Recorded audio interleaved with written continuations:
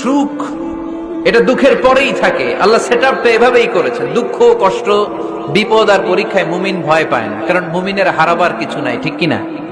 আমাদের জীবনে যদি বিপদ নেমে আসে আমরা কি চিন্তিত হই? কথা বলেন। আমরা তখন সবর করি, কি করি? আর সবরের সওয়াব আছে না নাই? কারণ মুমিন জানে রাত যত গভীর হয় অন্ধকার তমানিসা ভেদ করে সুবহে সাদিক হয়। মুমিন জানে গর্ভবতী নারীর পেটের যন্ত্রণা যত বাড়তে থাকে নতুন মেহমান আগমনের সময় ঘনাতে থাকে, ঠিক কিনা? মুমিন জানে মুমিনের উপর বিপদ কষ্ট যত বাড়তে থাকে সুখের সময় ঘনাতে থাকে, কাছে আসতে থাকে। চিল্লায় বলেন ঠিক কিনা? এজন্য আল্লাহ বললেন ফাইন্না মাআল উসরি ইউসরান, ইন্না মাআল উসরি ইউসরা। ও নবী, চিন্তা করবেন না, পেরেশান হবেন না।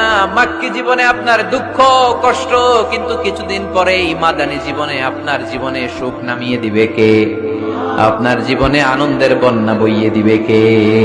মোটিভেশনাল সূরা, পেইন রিলিভিং সূরা। আপনি বিপদে পড়লেই এই আয়াত নিয়ে চিন্তা করবেন যে বিপদের পরে আনন্দ আছে, কষ্টের পরেই দুঃখ আছে। সমস্যা যেমনি আছে সমস্যার সমাধানও। কথা বলেন, সমস্যা যদি থাকে ওইটার সমাধান আছে না নাই? Allah never creates a lock without its key. Allah এমন কোন তালা বানায় নাই যে তালার জন্য চাবি বানায় নাই।